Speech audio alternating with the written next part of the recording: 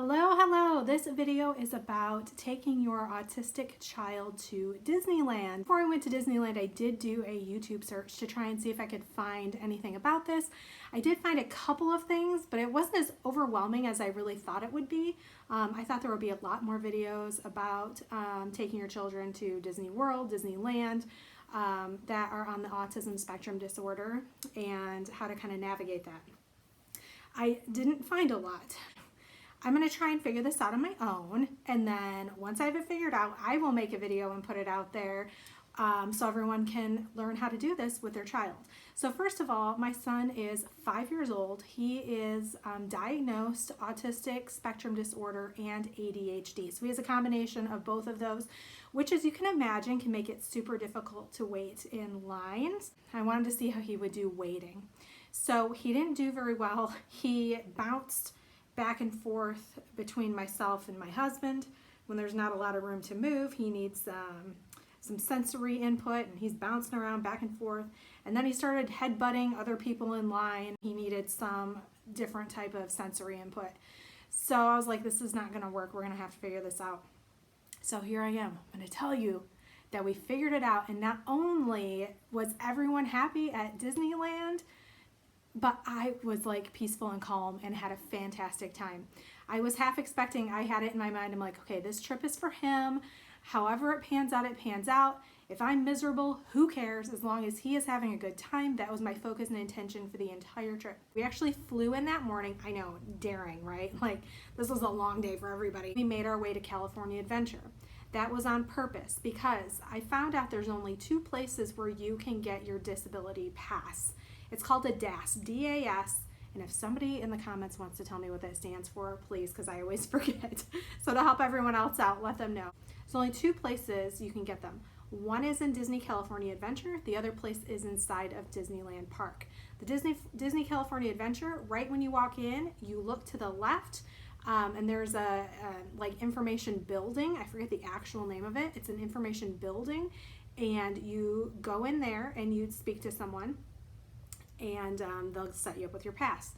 In the Disneyland, inside of Disneyland, it's Town Hall. So you walk into Disneyland, you go under the arch, and you go to the left there. It's Town Hall. You can get one there as well. Problem with Town Hall, inside of Disneyland, there is always a line. And lots and lots of people there getting their information, asking questions, and all of that jazz. So we opted to start out at California Adventure in the middle of the day, hoping against hope that there wouldn't be a long line we had to wait in to get this disability pass. And there wasn't. There was one person ahead of us. We waited a grand total of 5 minutes before we spoke to someone. And it was really, really easy. So we went in and she said, how can I help you? And I said, I was wondering about getting a disability pass for my son. And she said, what does he need help with, basically? And I said, he has trouble standing in lines. He is diagnosed autism spectrum and ADHD. And I told her, I said, we kind of tested the theory because I don't want to take one. I don't want to take a disability pass if we don't need it. But I knew we needed it for him, my sanity, and for the safety of those around us. No one needs to get headbutt in Disneyland. So I told her, you know, that he has trouble with this. I tested it. He was headbutting people. He's bouncing back and forth, and he just kind of has a meltdown. So she said, no problem. Let me get you set up with that. I was going to bring paperwork that showed his diagnosis, but they legally cannot ask you for that. I'm not telling you this as a way to gain the system. I'm just telling him this is just information. She spoke with my son, was very, very sweet with him. He was actually having some trouble waiting in the room there and was kind of doing his spinning and kind of running into the walls a little bit. And she got his attention and asked him his name and gave him a sticker. So she kind of like kept him entertained while she was getting him all set up with his pass, which was like, wow, you know, multitasking. This is amazing. Super, super sweet. Basically, she scanned his park pass, my park pass, and my husband's park pass. So the 3 of us, we were in our party. It's the number of people in your party can also get hooked up to whoever has the disability. You can get hooked up to their pass. So she scanned our passes and she took a picture of my son and got that all taken care of. And then I really didn't. She said, so do you know how this works? And I'm like, Not really, because honestly, I had come on here, I watched a couple of YouTube videos, and they were not super helpful. So here we go. Here's what I didn't know going into this. She handed me, there's 2 maps. There's one for Disneyland, one for Disney California Adventure. And inside of the maps, they're disability maps. Inside of the maps, it shows you where the information booths are around the parks. In Disneyland, there's 1 in each land. And in Disney California Adventure, there's like 1 in each section of the park. So like when you enter or exit Cars Land, when you go back into Pixar Pier, and kind of more up front. So, and in Disneyland, like I said, 1 pretty much in each land. So we had the maps. She circled where all the information booths are. So whenever you're ready to ride a ride, you find one of the information booths. You say, can I have a return time? That's the magic phrase. If you learn nothing from this video, learn the magic phrase. It will save you so much headache when you get into the park. Can I get a return time, please? Return time. Magic phrase, okay? So you go up, can I get a return time, please? They are Disney cast members, one of a kind. Like, they were all so helpful and so friendly and just going above and beyond with everything. Anyway, and they're always like, of course you can. Which ride are you thinking about going on next? And I said, well, in California Adventure, the Cars Land ride.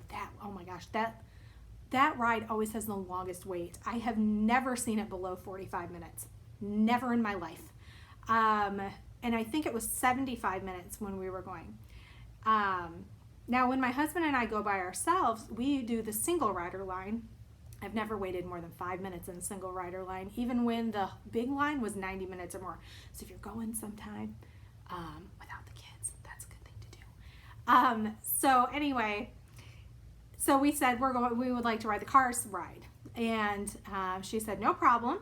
And she scans the ticket of the person who has the disability pass. So if you do not have the Disneyland app, get it now. For this reason, and because of mobile ordering, which is a whole other topic. Oh my gosh, now I want to do another video just on mobile ordering. Like, it's insane. People that stand in line at Disneyland, I'm like, I mean, if you want to, you're standing in line for all the rides anyway, but if you want to stand in line for your $12 chicken nuggets, go ahead. But I have this mobile order app. We basically walk into somewhere, sit down at a table, and then we order. I'm like, what do you want? What do you want? I do it on the app, and it's ready in like less than 3 minutes. And then we just go up to the special mobile pickup window, grab our stuff. It's already paid for on the app. It's amazing. Anyway, I digress. So it was a 75-minute wait. We still have to wait the 75 minutes. We're just not waiting in the line where my son can have a complete and total meltdown and ruin his entire day. We're not actually in the line. We can go get some lunch. We can go get a Dole Whip. We can go sit and watch a show or see a parade or watch the Ferris wheel go around or ride on another ride that might have like a 5-minute wait, like Ariel. Always has a 5-minute wait. I've never seen Ariel more than 15 minutes. Never, ever, ever. And I would say 90% of the time it's a 5-minute wait for the Ariel ride. So we went and we rode Ariel while we waited, right? And then we went back to Monsters Inc. and that had a 10-minute wait.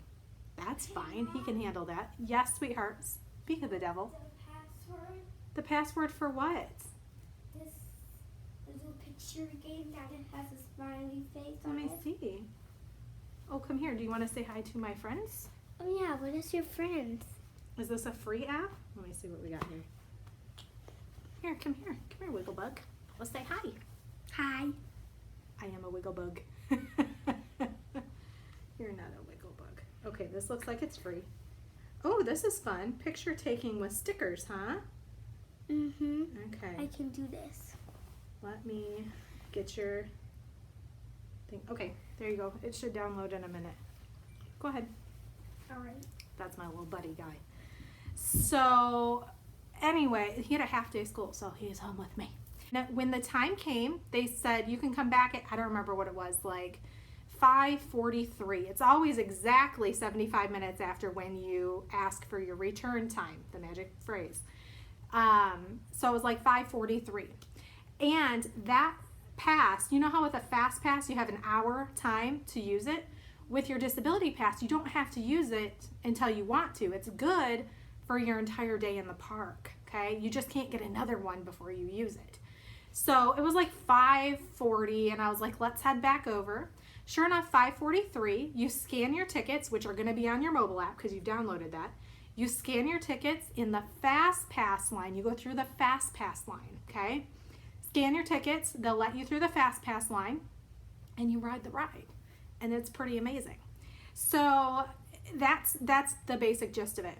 So what do you do when there's not a Fast Pass line? I had to ask the cast member this too. So I was like, well, there's some rides we want to go on that don't have a Fast Pass line. Like Dumbo, for example. That is a classic ride. You have to ride Dumbo if you're in Disneyland, right? Classic.